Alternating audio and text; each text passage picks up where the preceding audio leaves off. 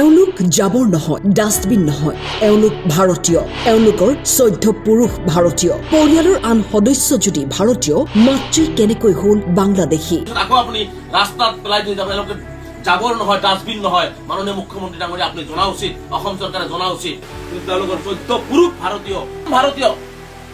ইয়াত পুত্ৰ ভাৰতীয় হিচাপে আমাৰ লগত আহিছে, এখেতৰ ভাতৃ ভাৰতীয় হিচাপে আমাৰ লগত আহিছে, এখেতৰ পুত্ৰ ভাৰতীয় হিচাপে পৰিয়ালৰ সকলো ভাৰতীয়। তাৰ পিছতো অমানৱীয় অত্যাচাৰ কৰি ফাৰ্ডাৰ ট্ৰিবিউনেল আৰু বৰ্ডাৰ পুলিচে তেওঁলোকক বিদেশী সজোৱাৰ চেষ্টা কৰিছে। গতিকে এতিয়া অসম চৰকাৰে কিমান সততাৰে আৰু সত্যতাৰে কাম কৰিছে, এইটো জ্বলন্ত নিশা 3 বজাত মই দিবলৈ চেষ্টা কৰিছো অসমবাসী ৰাইজক। 7 দিন পূৰ্বে 2 মহিলাক বিতৰণ কৰিছিল বাংলাদেশলৈ, কিন্তু পুৱতি নিশা আৰক্ষীয়ে এৰি থৈ গ'ল 2 মহিলাক। বিদেশীৰ নামত স্বদেশীক হাৰাশাস্তিৰ ভয়ংকৰ অভিযোগ আমচুৰ। বাংলাদেশ বৰ্ডাৰ পাৰ কৰিবলৈ চেষ্টা কৰিব। আকৌ যেতিয়া বাংলাদেশে তেওঁলোকক লোৱা নাই, তেওঁলোকে ভাৰতীয় নাগৰিক, গতিকে তেওঁলোকে BSF যেতিয়া ভাৰতীয় নাগৰিক হিচাপে তেওঁলোকক ঘূৰাই লৈছে, তাৰপিছত আকৌ আপুনি ৰাস্তাত পেলাই থৈ যাব, এওঁলোকে জাবৰ নহয়, ডাষ্টবিন নহয়। মাননীয় মুখ্যমন্ত্ৰী ডাঙৰীয়া আপুনি জনা উচিত, অসম চৰকাৰে জনা উচিত। গতিকে মই বৰপেটা জিলা প্ৰশাসনক, গোৱালপাৰা প্ৰশাসনক, আৰক্ষী প্ৰশাসনক আমি এই ক্ষেত্ৰত ধিক্কাৰ দিছো যে মানুহক ধৰি লৈ যোৱা হৈছে, ঘৰৰ পৰা ৰাতি শুৱা পাটিৰ পৰা উঠাই লৈ যোৱা মানুহক দবা পিটা বৰষুণৰ মাজত বলবলা বজাৰৰ কাষত এৰি দি যোৱাটো। গতিকে আমি এইটো কোনো পদ্ধতিতে সহ্য নকৰো। স্পষ্টভাৱে অসমবাসী ৰাইজক আমাক বহুতে ক'ব বিচাৰে আমি বিদেশী ৰক্ষক। আমি কোনো বিদেশী ৰক্ষক নহয়, এনেকুৱা ধৰণৰ স্বদেশী ভাৰতীয় অসহায় মানুহৰ ৰক্ষক হিচাপে আমি থিয় হৈছো। আৰু এইসকল ভাৰতীয় নাগৰিকৰ পক্ষত 1000 বাৰ আমাক কোনোবাই বিদেশী ৰক্ষক বুলি ক'লেও আমি থিয় হ'ম, যাৰ কাৰণে ৰাতিপুৱা 3 বজাতে ইয়াত উপস্থিত হৈছো। গতিকে অসমবাসী ৰাইজক সত্যতাটো আমি দেখুৱাবৰ কাৰণে চেষ্টা কৰিছো, সত্যতাটো আমি দেখুৱাইছো যে এইটো এটা বাস্তৱ সত্য। সন্দেহজনকভাৱে বহু কথাই ক'ব পাৰি, কিন্তু এইসকল মানুহক চৰকাৰেও কিন্তু বাংলাদেশ প্ৰেৰণ কৰিব পৰা নাই, কাৰণ এইসকল ভাৰতীয় নাগৰিক।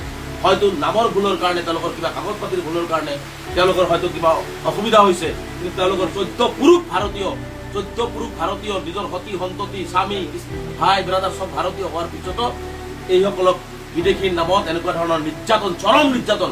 ইয়াৰ নিৰ্যাতন ভাৰতবৰ্ষৰ ইতিহাসত কোনো চৰকাৰে, কোনো মানুহে, কোনো প্ৰশাসনে এনেকুৱা ধৰণৰ নিৰ্যাতন নচলায়। তেওঁলোকক ৰাস্তাত পেলাই থৈ যাবলগীয়া হৈছে। তেওঁলোকে কুকুৰ মেকুৰী গৰু ছাগলী নেকি যে আপোনালোকে য'তে ত'তে যি ধৰণে ব্যৱহাৰ কৰিব? আপোনাৰ যেনেকৈ এবাৰ ধৰিব, এবাৰ ডিটেনশ্যন কেম্পলৈ লৈ যাব, এবাৰ ধৰিব আপুনি বাংলাদেশ বৰ্ডাৰ পাৰ কৰিবলৈ চেষ্টা কৰিব। আকৌ যেতিয়া বাংলাদেশে তেওঁলোকক লোৱা নাই, তেওঁলোকে ভাৰতীয় নাগৰিক, গতিকে তেওঁলোকে BSF যেতিয়া ভাৰতীয় নাগৰিক হিচাপে তেওঁলোকক ঘূৰাই লৈছে, তাৰপিছত আকৌ আপুনি ৰাস্তাত পেলাই থৈ যাব, এওঁলোকে জাবৰ নহয়, ডাষ্টবিন নহয়। মাননীয় মুখ্যমন্ত্ৰী ডাঙৰীয়া আপুনি জনা উচিত। আনহাতে নেমচুৰ সভাপতি বদৰুল ইছলামৰ মন্তব্য, মুছলমানৰ সুৰক্ষা বিচাৰি 1 কোটি মুছলমানে কৰিব আন্দোলন। ঈদৰ দিনাও প্ৰতিটো ঈদগাহ মৈদামত হ'ব প্ৰতিবাদ। চৰকাৰ প্ৰশাসনে মুছলমানসকলক পনীয়া সামগ্ৰী বা জাবৰ জোথৰ বুলি ভাবাটো বৰ দুৰ্ভাগ্যৰ বিষয় হৈছে। যোৱাকালি আমাৰ আমচু, নেমচু, ABMচু, সংখ্যালঘু সংগ্ৰাম পৰিষদ, জমিয়ত, আমাৰ বিভিন্ন দল সংগঠনৰ আমাৰ বৈঠক হৈ গ'ল। গুৱাহাটীত এটা বৈঠক হৈ গ'ল। বৈঠকৰ সিদ্ধান্ত মৰ্মে আমি অহা 11 তাৰিখৰ পৰাই ৰাজ্যজুৰি ভাৰতীয় মুছলমানসকলৰ সুৰক্ষা আৰু নিৰাপত্তা বিচাৰি আমি লাখ লাখ মানুহে ৰাজপথলৈ ওলাই আহিম। আমি গণতান্ত্ৰিক প্ৰতিবাদ কৰিম। কিন্তু আমি আগতে সিদ্ধান্ত লোৱা এটা সিদ্ধান্ত আছে যে ঈদৰ দিনাও আমাৰ নেমচুৰ ফালৰ পৰা সুকীয়াকৈ প্ৰতিটো ঈদগাহ ময়দানত এই মুছলমানসকলৰ সুৰক্ষা আৰু নিৰাপত্তা বিচাৰি আন্দোলন হ'ব। ঈদগাহ ময়দানত আমি ঈদৰ দিনাও নেমচুৱে সুকীয়াকৈ আমি সমগ্ৰ অসমতে আমি এই প্ৰতিবাদ কৰিম। কয়াকুছিৰ পৰা মুকছেদুল ইছলামৰ ৰিপৰ্ট, টাইম 8।